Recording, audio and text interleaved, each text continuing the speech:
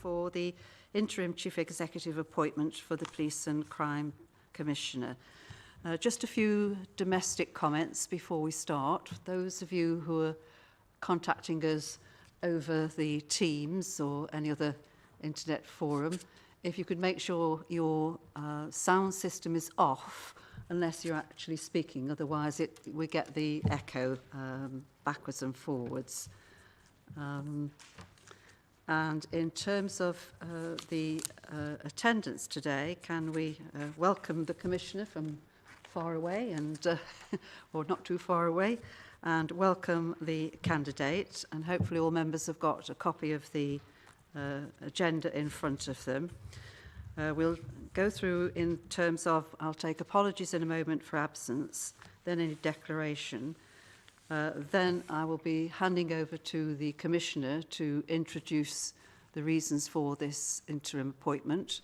We'll then be asking questions of the candidate, and at the end of that session, when both parties think we've exhausted all the questions that need to be asked, I'll then read out the appropriate information that allows us to adjourn and then go into a discussion in camera.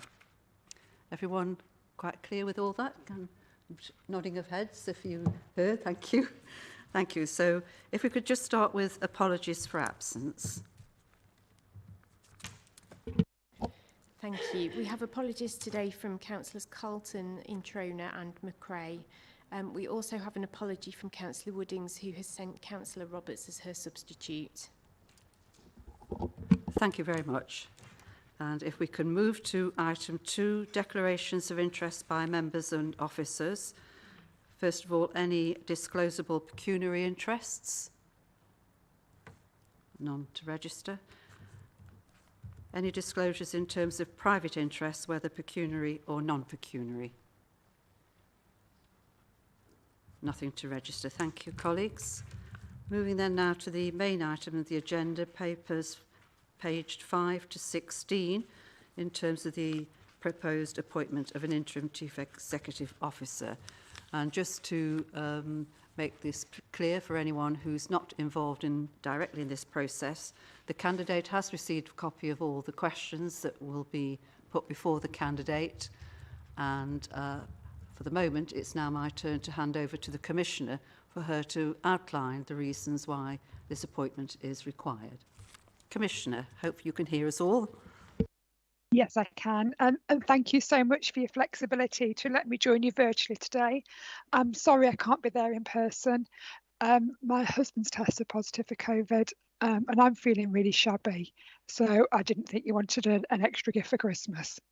But thank you for letting me join you virtually. Just as a bit of background, I know you've got the papers, but after many years of exemplary service, Kevin has decided to stand down as our Chief Executive Officer.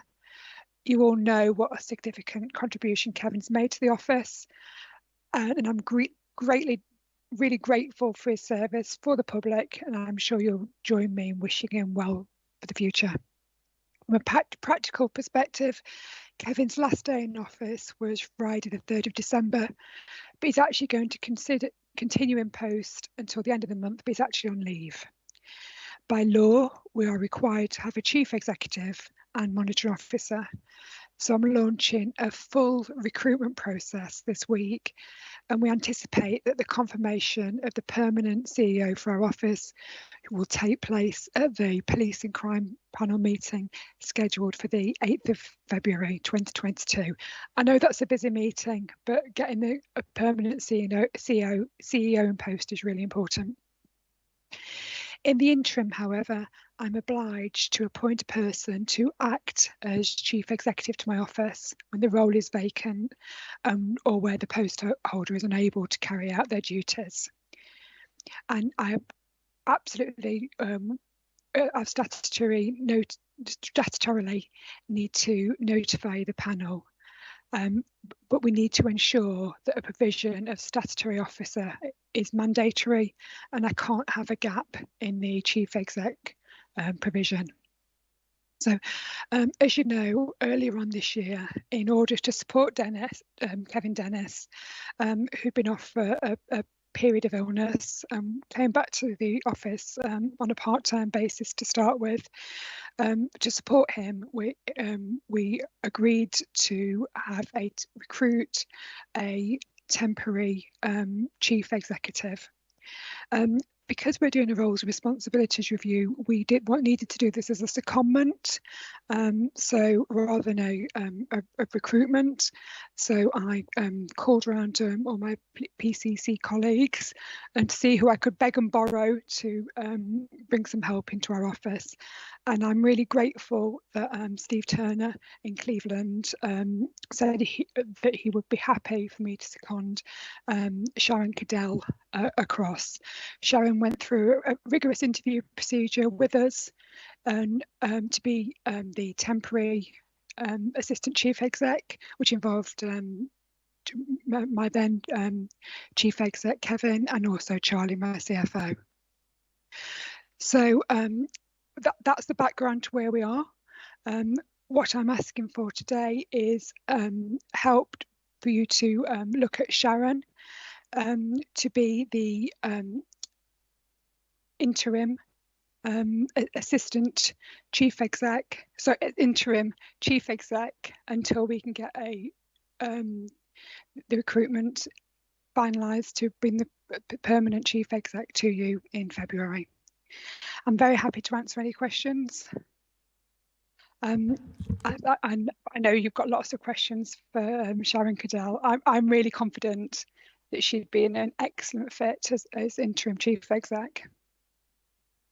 Thank you, Commissioner. We can sense that you're struggling to keep up communication, so we'll try to accommodate where possible. Can I just check if there are any questions for the Commissioner? I see Councillor Khan to begin with. Thank you, Councillor. Thank you for that, Commissioner, and I wish you a speedy recovery. So what are your priorities for the interim chief executive? The same priorities as I have for my police and crime plan, and to make sure we can deliver that for the people of Nottinghamshire, Councillor Nagat. It's we've got a lot of work to do. So I, as you know, my police and crime plan is out for consultation now. I've got a really clear direction of what I want to do, and I'm looking for a chief exec who can support me in that. But also, and I think this is one of the reasons why Sharon would be a really good fit for this, I need somebody to support me as we go through the roles and responsibilities review. We've got a lot of change happening in our office, so it's really important that the person who is appointed to this role has pastoral care for the people in our office too. Thank you. Any other questions to the Commissioner? Thank you. Did you want to come back, Councillor Khan? And then I've got Mr Bob Ford-Newton. Thank you for that. I was just trying to understand, because it's an interim role and it's only for a short period. So like you said, you've got lots of changes happening in your office. So there's only so much you can do on a very short basis. So I'm just trying to understand.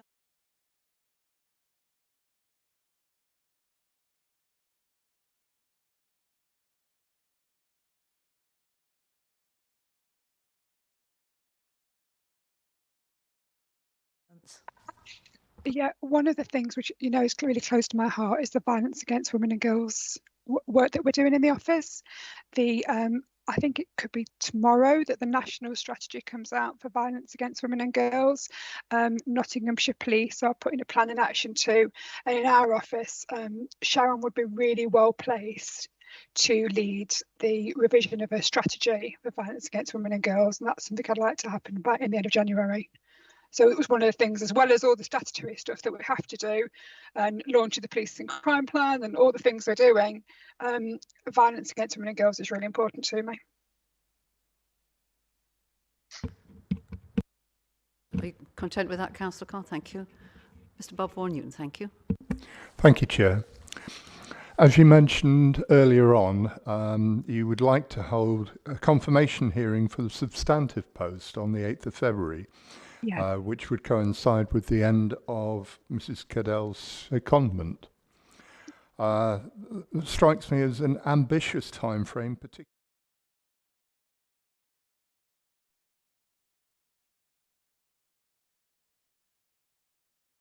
And please, can you also tell us what contingency plans are in place if an external candidate is appointed and confirmed on the 8th of February, but they cannot start immediately? Thank you. That's a really good question, as something I should have touched on earlier. We would initially, Sharon was looking to be seconded across until the middle of February, which is when her job role at Cleveland was finishing.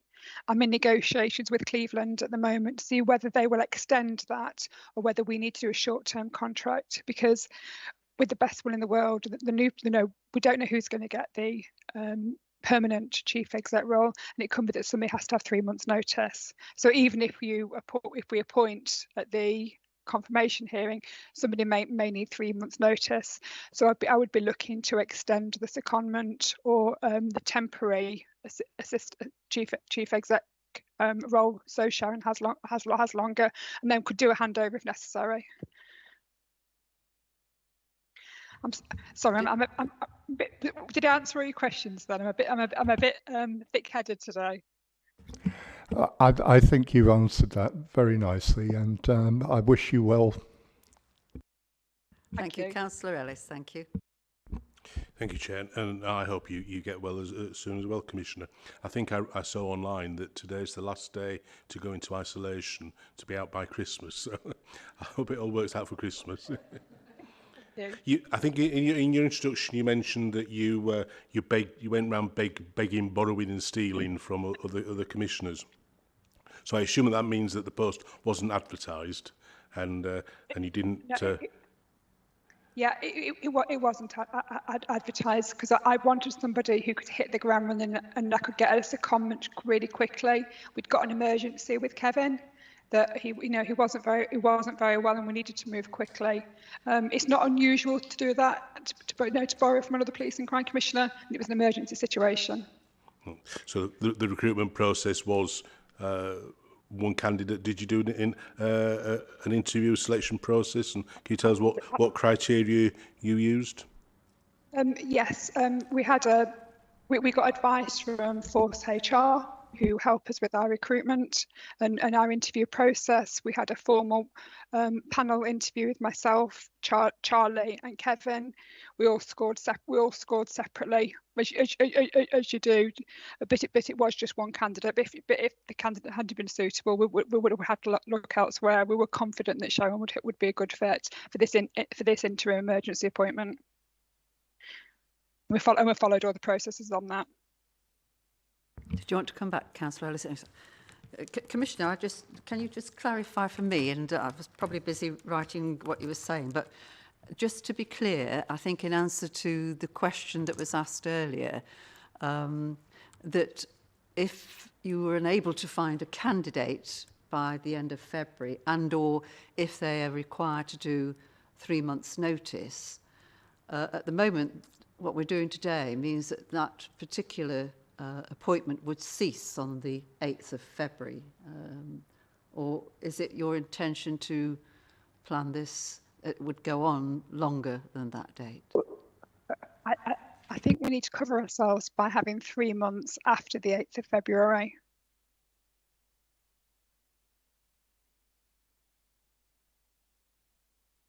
Okay, well, that's been made clear. Thank you. Councillor Inglis, thank you. Thank you, Chair. Hello, Commissioner. Sorry if you're feeling poorly. Let's say fingers crossed for Christmas for you. Thank you. We're just noting the recent appointment of the Assistant Chief Exec, and this wasn't a post that was budgeted for. Can you explain how that post has been funded and its impact on the budget for the office? Thank you. No, it wasn't funded for, but there was no option but to have some resilience in place in the office. There has been some gaps in our structure ever since I became Police and Crime Commissioner. There was roles that haven't been recruited for as I've been going through my roles and responsibilities. So I just want to assure you our budget is still on track. We've not gone over what our planned budget should be for our staff. Okay, and just to follow up really from the previous question, obviously Sharon's standing in for a temporary post. You said this post has been filled as an emergency. Is that Yes. post going to be advertised for the substantial post? Oh, absolutely. We've actually gone to an external recruitment who specialise in public sector appointments, so they can cast the net far and wide to make sure that people know of this opportunity to really exciting role to be the permanent chief exec for the Office of Police and Crime Commissioner. So it will be a full recruitment process, and that will be going online later on this week. Lovely. And that's no disrespect to Be Sharon's advertising. qualifications at all. Not at all, but we have to do this properly. Yes. Thank you. Okay.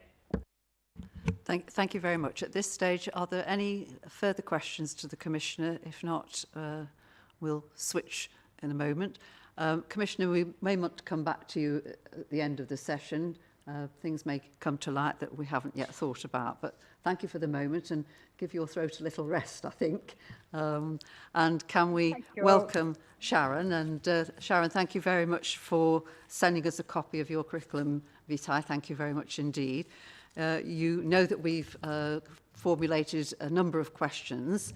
It isn't our intention necessarily to go through every single one because we might well all be exhausted before we get there.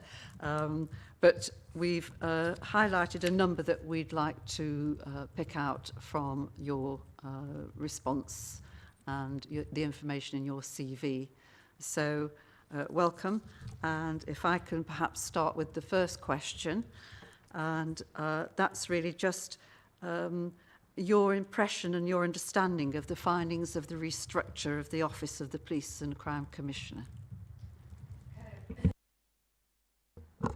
So first of all, can I say just thank you for the opportunity of being here today. I feel really honoured. I've only worked in Nottinghamshire for a short time. It's really impressive from what I've seen so far. I'm really enjoying it. And just say thank you also to the Commissioner for the opportunity too. Commissioner, in consultation with a consultant, had already triggered a piece of work in respect of reviewing the office. Now, you will see from my CV that I've definitely worked at other police and crime commissioners' offices, and I've certainly worked in public sector as well. And I think anybody from that sector would agree that it's really dangerous if you stand still, and sometimes you just need to take stock and work out, are the needs of the business being met? Have you got the right people attending to the right roles? As we all know, pieces of legislation emerge over time, different priority issues. Most recently we've seen the emergence of violence against women and girls as a priority, for instance. So it's right to kind of just pause and say, have we got everybody where we need to? Have we actually got the right people, the right skills, the right capabilities, the right capacity as well to deliver what we need to deliver? So in terms of my impression of the review, I think it's absolutely the right thing to do. I have only recently come to it because it wouldn't have been right for me to be in any way, shape or form involved in that until Mr. Dennis had departed from his role. But from what I've seen, I think it's exactly what the office needs. And again, that's based on, I've come with a fresh pair of eyes.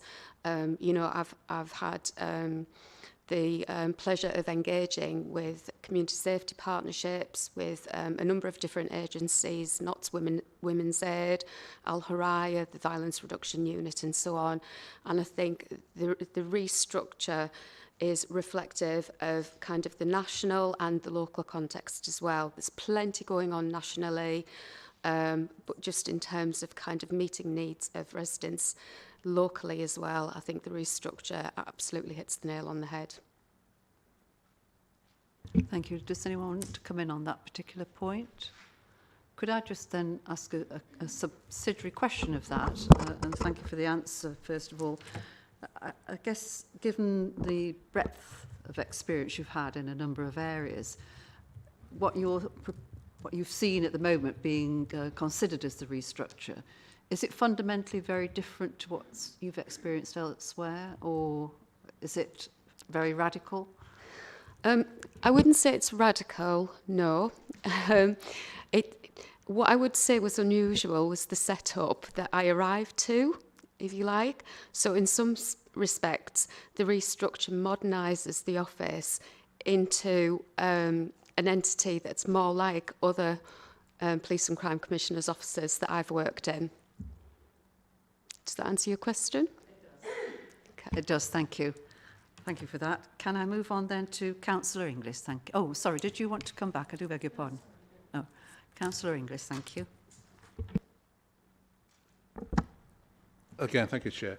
Right, what are we going to say? So can you tell us what you understand about the police and crime context in Nottinghamshire? And in that, explain your previous experience preparing for the role of the Interim Chief Executive for Nottinghamshire Office. Okay. So, what I understand, first of all then, I did do my homework in terms of reading force management statement, in terms of getting in touch with people down here. I should explain, I'm not a complete stranger to the area. I've actually got family who live in the area, one of whom did used to be a police officer with Nottinghamshire Police. So I have got a connection. It's not as strong as you know, ideally I would like it to be. Taking on this role, but I definitely have got a connection, so I am very familiar with Nottinghamshire. And in some respects, it's not dissimilar to where I come from in the northeast as well. Combination of kind of rurality and urban centres with severe multiple deprivation issues going on there. Much bigger population, there's a great deal more diversity as well, and I know that there's quite a bit of difference between kind of city and county as well. I also understand something of the political structure, which, you know, I generally keep an eye on those things. Working in public sector, I have an interest in those sorts of matters anyway. So I am aware that it's a kind of mixed bag in terms of the politics in county and then again in city as well. I think in terms of just what I understand, you know, I understand that there has been, you know, traditionally a lot of problems in respect of violent crime in Nottinghamshire associated with deprivation and particular kind of pockets of need as well. Certainly understand, because I've been keeping an eye on Nottinghamshire. You know, I've worked for a long time in domestic abuse and violence against women and girls, so I was particularly aware of a lady named Yasmin Raymond from Juno Women's Aid, for instance, who I've had some contact with over social media. So, you know, I have been impressed for quite a long time in terms of the partnership work that goes on in the area, not just to do with domestic abuse, but to do with kind of diversionary work, reducing reoffending and so on. And I think lastly, you know, the Violence Reduction Unit as well, had a good look at that. It's a really interesting entity. So I don't want to waffle on, but I think just to try and give you as much assurance as I can that I have kind of looked at the picture locally, really tried to understand the sort of political makeup and local governance makeup as well. But aside from that, I had an interest anywhere in the area. Okay.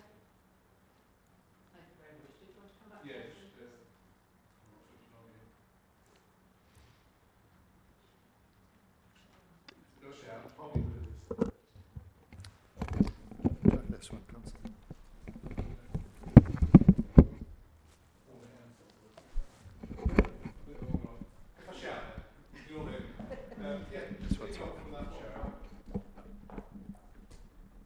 Thank you.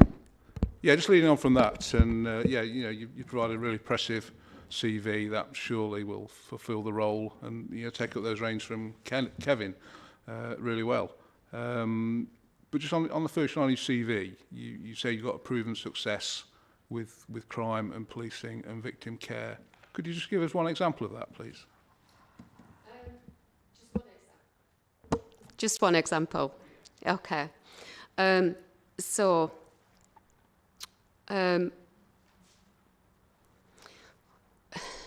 suppose most recently one of the biggest pieces of work I did was around implementation of what's called Model 3 for police complaints, and that was within Cleveland Police. and that meant quite a lot of partnership work, not just with the police themselves, but with stakeholders in terms of fairly seismic transformation about the handling of police complaints. I won't go into the weeds of it, but the transformation was essentially to do with Police and Crime Commissioner's office up there taking on responsibility for the majority of complaints handling.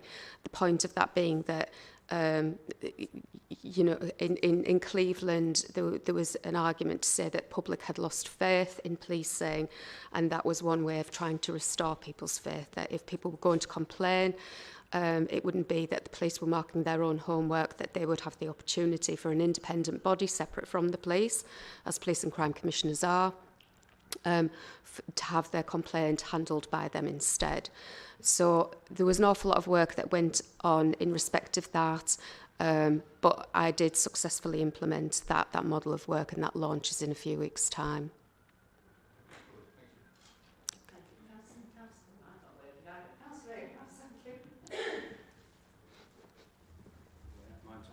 Mine's not working either, so I'll shout up. Yeah. That one's working. It's okay. Just going back. Okay.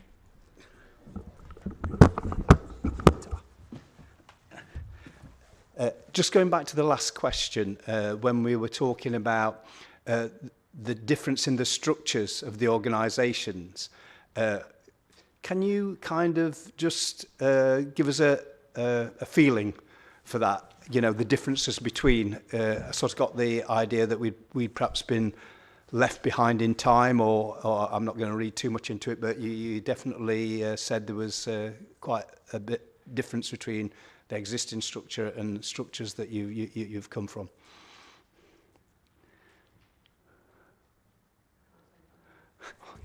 Sorry. Okay, well, thank you, Mayor Abrahams. Yes, so I just want to be clear, it wasn't intended as a criticism at all, because actually, you know, that has been a functional office for quite a good long time, and there's a lot of good people who work in that office as well. I suppose what I'm used to working with, the Nottinghamshire Police and Crime Commissioner's Office had a relatively flat structure, and whilst in some respects that is seen to offer benefits, it offers a lot of problems with resilience and single points of failure as well. So what I'm used to working with in Police and Crime Commissioners' offices is one where there's more of a hierarchy of responsibility in terms of having a senior management team who support the Chief Executive, and those senior managers have responsibility for the pastoral care, direction, support, supervision, and all the other associated things that go on that need to happen within standard line management. So those are the models of work I'm used to working with. They have tended to be kind of sectioned up in terms of commissioning, in terms of policy and strategy work, and things like governance and police complaints as well. So those are the models of work I'm most familiar with, and that's why I said it was kind of a little bit unusual what I came to work with. And I think from my knowledge, the structure in Nottinghamshire was probably more akin to sort of all police authority arrangements. Okay? Yeah, thanks for that. That's a very interesting reply. Thank you. Thank you. Did you want to come back, Mary Abrahams, or are you content? Thumbs up, thank you. If we could move then, please, to Mr. Bob for Newton. Thank you.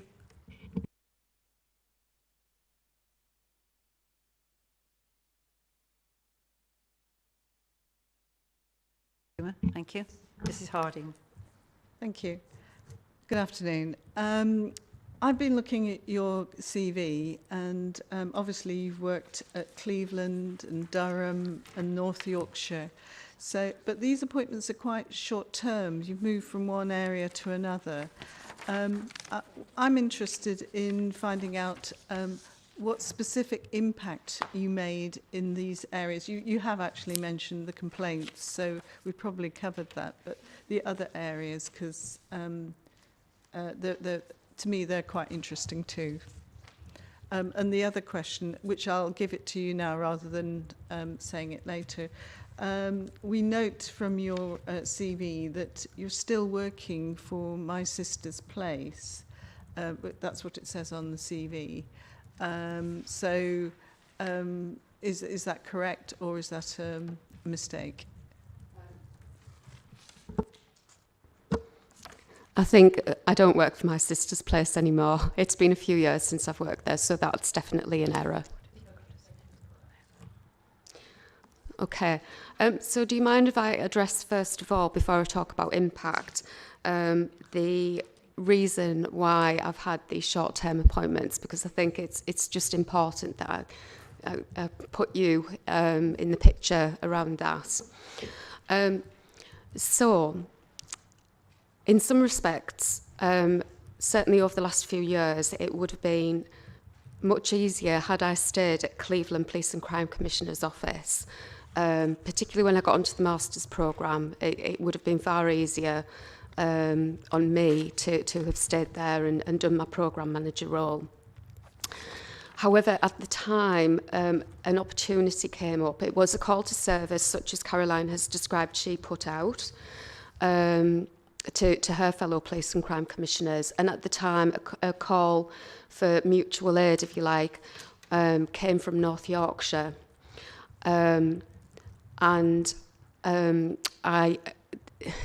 I felt it right. I was interested in it. I actually thought it would be really interesting to go and work in a different area as well. It's not the easiest thing I've ever done because I literally had no kind of network contacts there, and I was trying to do a master's in between it all as well, but I'm really glad I did it. That was only for a short-term period. I knew that. We were meant to have the elections in 2020. We know that they were postponed. So I did have to start looking for another role, and the Durham opportunity came up then. And again, that was only short-term, a short-term appointment. I suppose I could have returned back to Cleveland, and that would have been, you know, it would have been a far easier life. But I did think, actually, here's an opportunity to be a chief executive and to work with an outstanding police force as well, and really just push myself harder. So I did go there before returning back to Cleveland. I mention all of that just so it's clear, because I would. I would really quite like a permanent post, but those haven't been available in the times I've been job hunting. And in the interim, the opportunities that I have taken up, I think have been entirely appropriate, have provided really good executive support to those officers, those other OPCCs in their time of need. I'll start with North Yorkshire just in terms of impact, because North Yorkshire was going through a period of review and restructure as well. Not dissimilarly, their chief executive had been poorly as well and was leaving. So I was providing visible executive leadership on a daily basis. I led them through that change programme. And essentially settled the restructure. So we went from this position of kind of uncertainty and ambiguity to one where it was really just coaching people back into, this is who we are, this is what we do, this is what you do as an individual within that organisation, and moving them beyond that point to just thinking about our values and thinking out about how we could get the best out of each other and how we could deliver as effectively and as efficiently as possible to the public of North Yorkshire. I must be unlucky because I managed to inherit a restructure when I went to Durham as well. So I had to do a very similar exercise there, it was essentially around that kind of settlement. I'm proud of those things on their own. I would say I went further in Durham in terms of doing quite a lot of governance work and then really working closely with the community safety partnerships, and particularly the domestic abuse and sexual violence executive group up there as well. So I'm quite proud of having done it, but I want to point out my impact isn't just about managing the officers, because OPCCs are front-facing, have to connect with partners, And I'm confident that I've done that in all the roles that I've done. I've really kind of added value, not just to the officers themselves, but into the local partnerships too. Thank you for that. That explains the recent CV, which needed some explanation for us. Thank you. If I could just ask a supplementary question around that, and thank you for the explanation you've given. In my experience, the sorts of things you're talking about are very unsettling for staff, and it's easy for people to kind of focus on what does it mean for me, and draws attention away from the tasks and jobs in hand. How have you managed that in the sort of short terms that you've been experiencing, the different roles that you've explained? How have you managed that sort of process?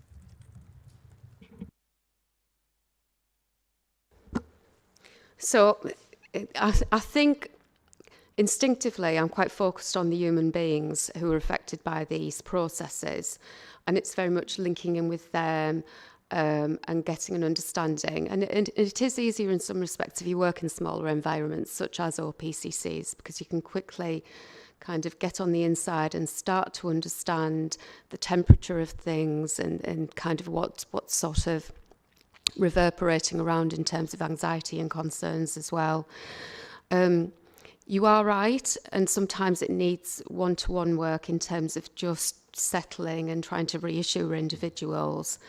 I think, you know, what I find are winners in terms of strategy, if you like, is communication, firstly. So communicating with people, not just as a team, but offering that on an individual basis and being there to answer any questions as well, and setting out a really clear rationale for why that's being done. That should be part of the communication that you do with them, and the benefits that we hope to gain from it, so that people understand we should be in a better position at the end of this. You know, there is a goal to be achieved here. And the second thing, I think, is about commitment, Chair, as well. So as the executive leader in the offices that I've served in, once that process has started and once you are in charge of that process, it's absolutely critical that you give your all to it. It can't pause, because if anybody's been through a change process, and I have myself, you know, that any delays or any lack of communication or, you know, any uncertainty has an awful impact on individuals. And so I feel personally responsible for seeing it through to its end. That's part of my value set, and looking after the people as well. Thank you. Any other questions on that particular topic? Councillor Roberts, thank you.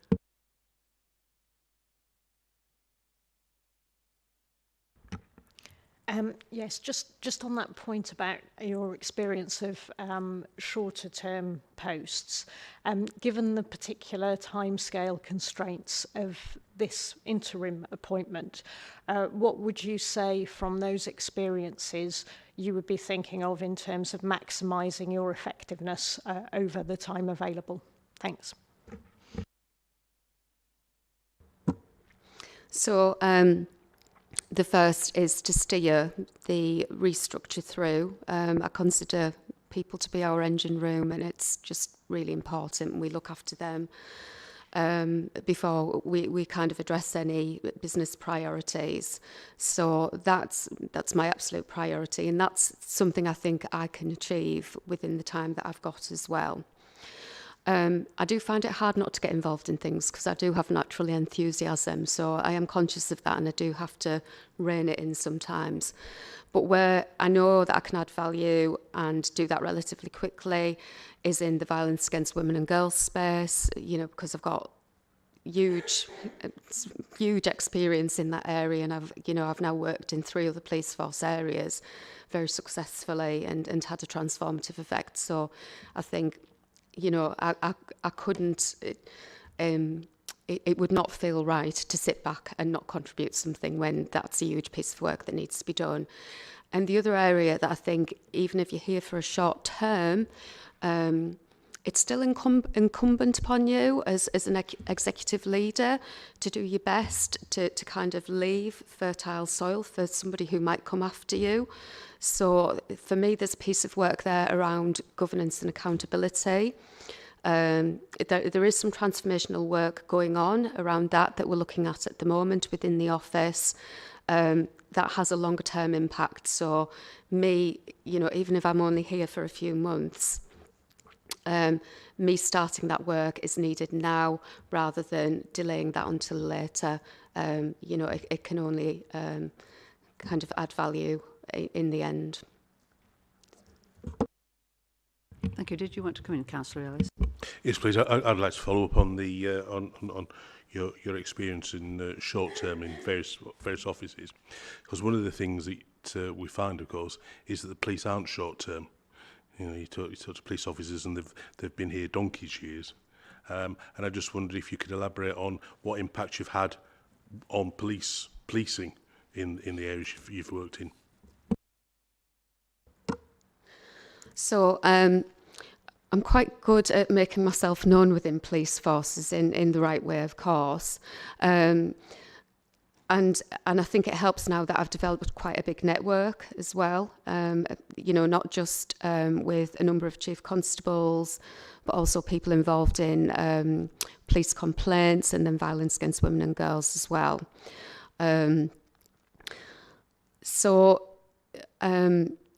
Sorry, I don't want to drift, and do bring me back onto question if needed. I suppose just in terms of impact, there is something, I mentioned those things because I think there's a point around showing them that I have proven knowledge, you know, and them having confidence to engage with me as well. It's so far so good in Nottinghamshire. You know, I've had meetings with most of the superintendents now, and certainly the chief officer team. I met them on my first day as well, have very regular meetings with them. And I've been received quite warmly. You know, I feel like I have a lot to offer. I feel like I've got value to offer here. Even if I'm only here for a short period of time, I will do everything I can, because it's, you know, it goes beyond the kind of relationship between our office and the police. It's ultimately about what's best for the public, and it's certainly everybody I've met so far has that absolutely at the forefront of their mind. And I think if you've got that common cause, you can work really well together. Did you want to come back, Councillor Ellis? Thank you. Councillor Camillier, please. Thank you.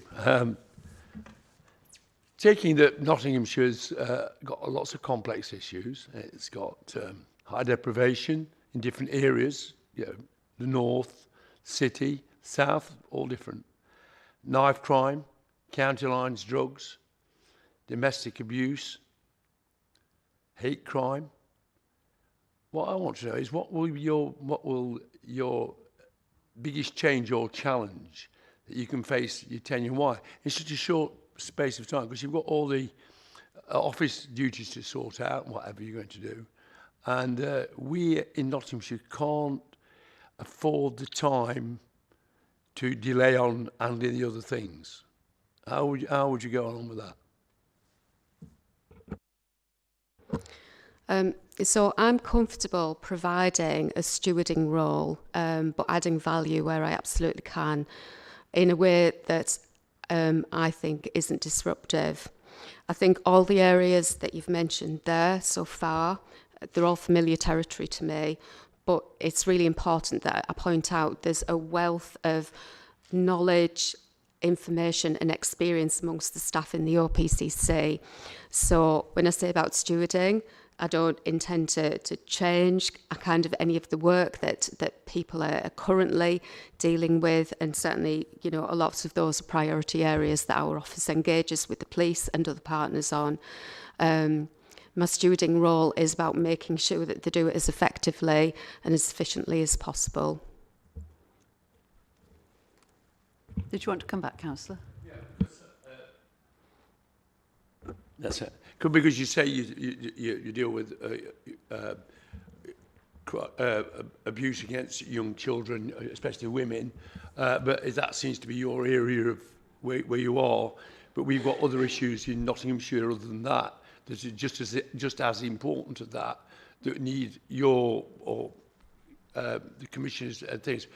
I'm just a bit concerned that we're not, 3 months is not very long, it's about 3 months, not very long, and, you know, I'm going to be honest, will you make that difference? Can you make that difference in 3 months, or are you just to fill in while we do it? And I wouldn't like that to happen. Okay. I'll give it my best, absolutely will. I think just to reiterate the point that within the staffing of the Police and Crime Commissioner's Office, we have some amazing individuals who are all over this stuff, all over county lines, all over reducing reoffending, youth offending, diversion, child criminal exploitation, child abuse. You know, I could go on and on, but this is where I think, you know, it's important that I point out that whilst I'm the head of staff, it's incumbent upon me to absolutely use the resources of the office and, you know, all the skills and talents of that team, because that in itself will ensure that I'm not a single point of failure in that time. Commissioner's got a clear plan. You know, we've seen that. The office are really bought into that plan as well.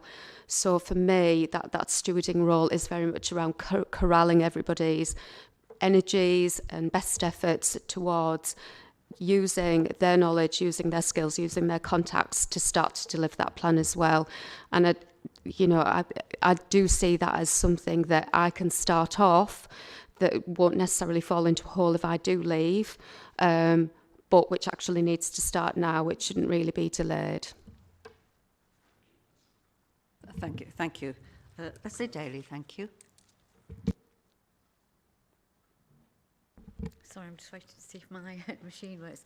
You've given a lot of examples of managing change and how you've gone about it. And how are you going to bring the best lessons learned into the restructuring of the PCC? And is there any lesson that you learned that you wouldn't want to bring into the restructuring? Because in any change, there's good things we learn and bad things we learn, isn't there? And I wondered if you could give an example of perhaps both.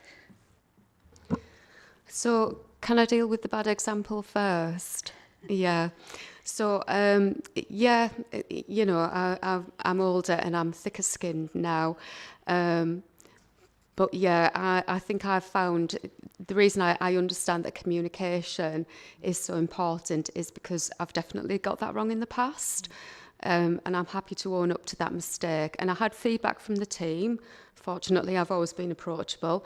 I had feedback from the team to say, you didn't get that right, didn't land well. Actually, it's upset quite a lot of people. So, you know, I've learned from that, and that's the way not to do things. Unfortunately, I haven't done that recently.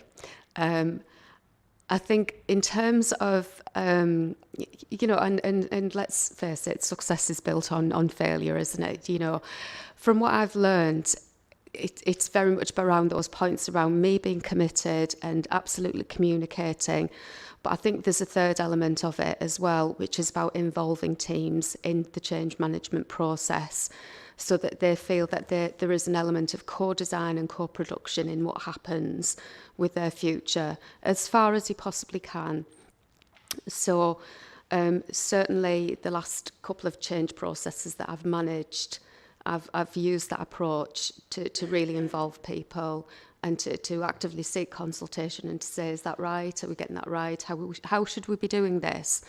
So that it's less of a kind of, you know, me telling them and doing to them, and more that they are participative in that process. Thank you. Thank you very much. Councillor Ellis, is there anything I think I've got you down for a final one? Thank you. Yeah. As you know, the Chief Exec of the OPC acts as monitoring officer.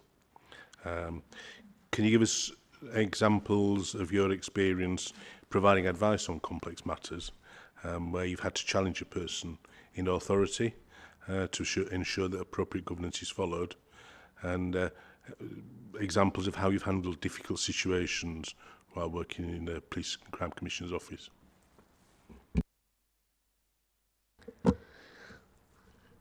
So if I might just make a plea for me to talk around my examples here, because I don't think it would be right to go into the weeds, if the scenarios, if that's okay. You don't have to be specific, no. Thank you. So yes, I have had to have difficult conversations with more than one commissioner in terms of their desire to either get involved in operational policing or to directly manage staff within the office as well. And as we know, the law and certainly the policing protocol simply doesn't allow that. So that's been very much a point in terms of having conversations with commissioners.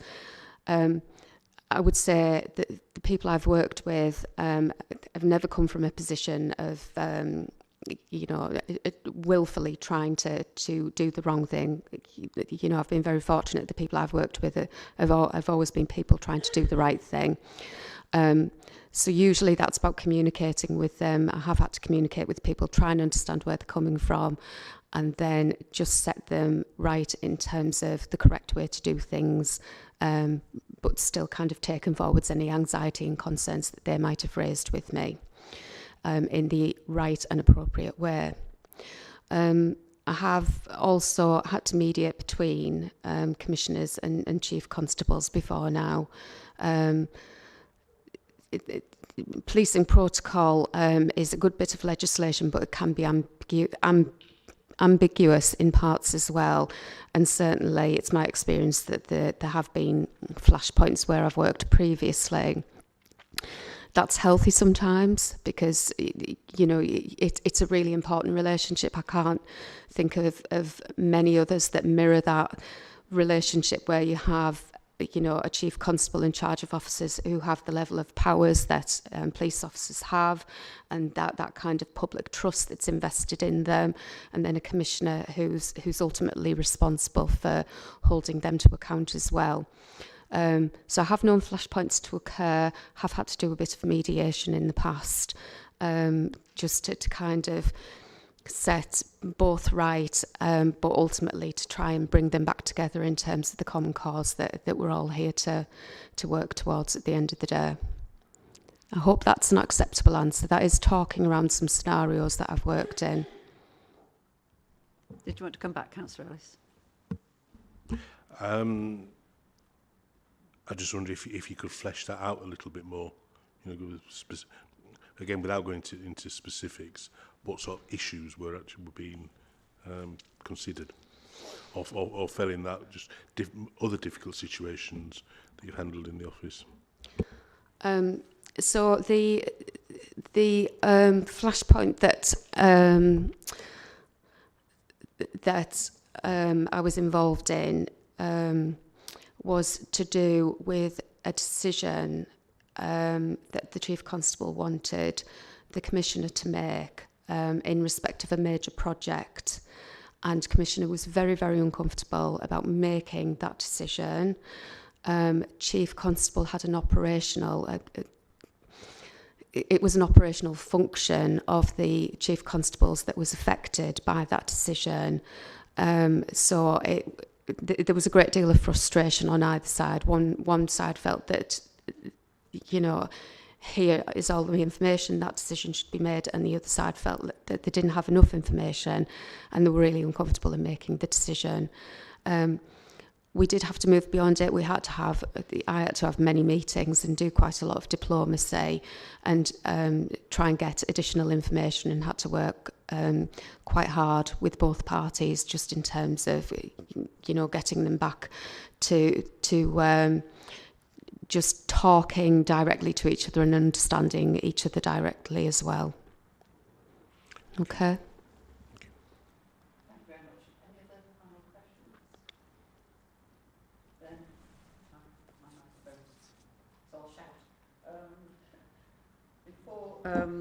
Handing back to the Commissioner, thank you very much for answering all the questions, and you've given us some pretty honest comments, I think, so thank you for that. I know you're probably very clear about the process, but I need to just ask, are you clear about the process that's going to take place from here on in? And I am. Yeah. And are there any particular questions that you'd want to address to the panel? We hope not, because it's you that we're interviewing. No. But it's only fair to give you the opportunity to ask if there's. I mean, you've been working with us a little while now, but nevertheless, it's courteous to ask you if there's anything you'd like to ask. I don't have any. Thank you, Chair. Thank you. Then, in that case, before we move to the closed session, I just want to hand back to the Commissioner, if she's there, in case she wants to add any final comment before I read out the exclusion of the public sentence. Thank you very much, Chair. I hope you can all see why I recommend that you endorse Sharon Cadell for this to step up, to do what we need to do to keep us going. Take care, and we hope both you and your husband improve very soon, and it doesn't blight your Christmas arrangements. Thank you very much, everybody. So now we'll invite Sharon to leave as well, and whilst she's doing that, I'll just read out the formal statement. The committee will be invited to resolve that the public be excluded for the remainder of the meeting on the grounds that the discussions are likely to involve disclosure of exempt information described in Schedule 12A of the Local Government Act 1972, and the public interest in maintaining the exemption outweighs the public interest in disclosing the information. Everyone in favour of that proposal? Thank you. That motion is carried. Thank you, Sharon.